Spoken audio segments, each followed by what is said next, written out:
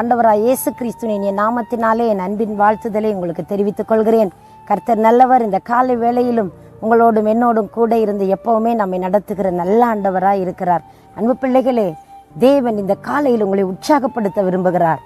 உங்களை விட்டு எடுபடாத நல்ல பங்கை தெரிந்து கொள்ளும்படி உங்களுக்கு பலன் கொடுத்திருக்கிறார். அதனாலே தான் தேவனுடைய வசனம் உங்களோடு பேசி உங்களை தைரியப்படுத்துகிறது.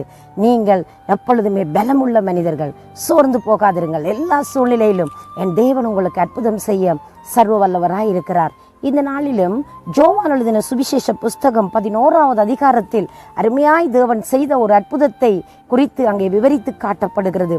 அதிலே மிக முக்கியமாய் 11வது அதிகாரம் 1வது வசனம் சொல்கிறது, மரியாளும் அவள் சகோதரியாகிய மார்த்தாளும் இருந்த பெத்தானியா கிராமத்தில் உள்ளவனாகிய லாசரு என்னும் ஒருவன் வியாதிப்பட்டிருந்தான் என்று சொல்லப்படுகிறது.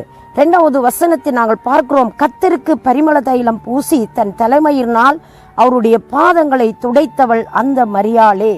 மரியாள் தேவனுடைய சமூகத்திலே தேவனை நோக்கி பார்த்து எப்பவுமே கர்த்தருக்கு மகிமை கொடுக்கிற ஒரு மகள், தேவனோடு அதிகமாய் உறவாடுகிற ஒரு தேவ பிள்ளை. இந்த தேவ பிள்ளைக்கு தேவன் தாமே அதிகமான அற்புதங்களையும் நன்மைகளையும் எப்பவுமே அங்கே சந்தோஷமாக அவளோடு கூட அவருடைய சகோதரியோடு கூட தேவன் அங்கே பேசுகிறவராய் இருக்கிறார். அவருடைய சகோதரன் என்கிற லாசரு என்கிற மனிதன் இருந்தான். இந்த லாசரு ஒரு நாள் வியாதிப்பட்டு போனார் என்று நாங்கள் வார்த்தையிலே வாசிக்க கேட்டோம். இந்த குடும்பத்திலே 3 பிள்ளைகள், தாய் தகப்பன் இல்லாதவர்கள். இவர்களுடைய வாழ்க்கையிலே பல நெருக்கடிகள் உண்டு. இந்த 2 சகோதரிகளும் தம்பியை நம்பி இருந்தவர்கள். தம்பி மேலே அதிகமான பாசம், கரிசனை, நேசம். இப்படி இருந்த குடும்பம் தெய்வத்தை நன்றாய் அறிந்து அவர் மேலே விசுவாசம் வைத்து அவருக்காய் வாழ்ந்த ஒரு குடும்பம். இந்த தம்பி அதிகமாய் அன்பு செலுத்தினான். வேதம் சொல்கிறது, தேவன் இவர்களிடத்தில் அன்பாய் இருந்தார். அவருடைய கூடாரத்துக்கு கடந்து போனார், அங்கே போதித்தார், ஆகாரங்களை உண்டு மகிழ்ந்தார் என்று நாங்கள் பார்க்கிறோம். இப்படி போய் வருகிற நாட்களிலே ஒரு தடவை மார்த்தாள் என்கிற பெண் மரியாளை பார்த்து அங்கே மரியாளை குறித்து ஆண்டவரிடத்தில் ஒரு கதை சொன்னாள். ஆண்டவரே, நான் இன்றைக்கு அதிகமான வேலைகளை செய்து விட்டேன், நான் அதிகமாய் பாடுபடுகிறேன், உங்களுக்கு கவலை இல்லையா? இந்த மார்த்தாளோ உங்களுடைய அருகாமையில் அமர்ந்து உங்களுடைய வசனத்தை கேட்டுக்கொண்டு இருக்கிறாள் அப்படி என்று சொல்லி இயேசுவிடத்திலே ஒரு கம்ப்ளைண்ட் பண்றாள் தன்னுடைய சகோதரியை குறித்து. இயேசு அவளை பார்த்து என்ன சொன்னார் தெரியாமா? மார்த்தாளே, மார்த்தாளே, நீ அநேக காரியங்களை குறித்து நீ கவலைப்படுகிறாய், ஆனால் தன்னை விட்டு எடுபடாத ஒரு நல்ல பங்கை மரியாள் தெரிந்து கொண்டாள் என்று சொல்லி அவர்களோடு அங்கே சகசமாய் தேவன் பேசுகிறதை நாங்கள் பார்க்கக்கூடியதாய் இருக்கிறது. இது இந்த பூமியிலே நடந்த ஒரு அற்புதம். இப்படி பாசமாயிருந்த குடும்பத்தில் ஒரு பயங்கரமான கொடிய புயல் வீசியது போல ஒரு துயரம் நிகழ்ந்தது. அவருடைய நம்பிக்கையாய், அவளுக்கு பலனாய், அவர்களுக்கு துணியாயிருந்த அவருடைய ஆண் சகோதரன் லாசரு வியாதிப்பட்டது மட்டுமின்றி அவன் மரித்து போய்விட்டான். இந்த செய்தியை இயேசுவிடத்தில் அவர்கள் கூறினார்கள், சொல்லி அனுப்பினார்கள். அவர் பின்னும் தாமதித்தார் என்று வேதம் சொல்லுகிறது. அவர் தாமதித்தார், அந்த நாளிலே வரவில்லை. அவர் அங்கே பார்த்தார்கள், எதிர்பார்த்தார்கள், இயேசு வருவார் வருவார் வருவார், தான் நேசிச்சவன் ஆச்சே, நம்ம நேசிச்ச குடும்பம் ஆச்சே, நிச்சயமாய் அவர் வந்து எங்களுக்கு ஆறுதல் சொல்லுவார் என்று சொல்லி அவர்கள் ரொம்ப எதிர்பார்த்து கொண்டிருந்தார்கள். ஆனால் ஆண்டவர் அங்கு வரவில்லை. அவர்கள் ஒன்றும் செய்ய முடியாது. அந்த பிணத்தை எடுத்துக்கொண்டு அடக்கம் செய்து விட்டார்கள். அடக்கம் செய்து விட்ட பிற்பாடு அங்கே ஒரு செய்தி வருகிறது, ஆண்டவர் வந்து விட்டார், மரியாளை உன்னை அழைக்கிறார் என்று சொன்ன பொழுது மார்த்தாளும் மரியாளும் வேகமாய் ஓடினார்கள். அவர் அங்கே பார்த்து ஆண்டவரை பார்த்து அவர்கள் சொல்லி அழுத ஒரு விடயம், ஆண்டவரே, நீர் இங்கு இருந்திருந்தால் இப்படி எங்களோட தம்பிக்கு நிகழ்ந்திருக்க மாட்டாது, எங்களோட தம்பி மரித்திருக்க மாட்டான் என்று சொல்லி அந்த சகோதரிகள் ஆண்டவரை பார்த்து சொல்லுகிறார்கள். அப்பொழுது சொல்லுகிறார்கள், ஆண்டவர் சொன்னார், நீ பயப்படாதீர்கள், நீங்கள் விசுவாசித்தால் ஒரு அற்புதம் நடக்கும் என்று சொன்னார்.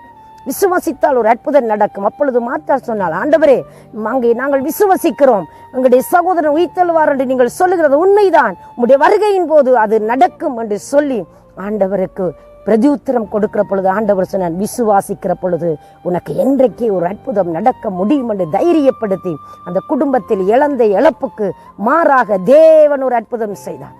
கல்லறை இடத்திலே தேவன் கடந்து போய் லாசருவே வெளியே வா என்று சொன்னார். மரித்து போய் அடக்கம் பண்ணப்பட்ட அந்த சடலம் உயிர் பெற்று எழுந்தது. வெளியே வா லாசருவே என்று சொன்ன உடனே அவனுடைய மரண கட்டுக்கள் உடைக்கப்பட்டு அவனுடைய மரணம் நீங்கி அவன் உயிர் பெற்று அவன் எழுந்தான். அவனுடைய கட்டுக்கள் எல்லாம் அவிழ்க்கப்பட்டது.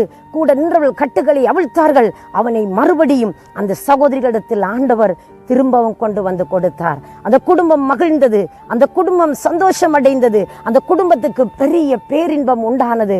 என் அன்பு பிள்ளைகளே, இந்த நாளிலும் உங்களுக்கு நம்பிக்கை இல்லாமல் இனி முடிந்து போய்விட்டது. இனி அதில் ஒரு உயிர் மீழ்ச்சி வரப்போகிறது கிடையாது.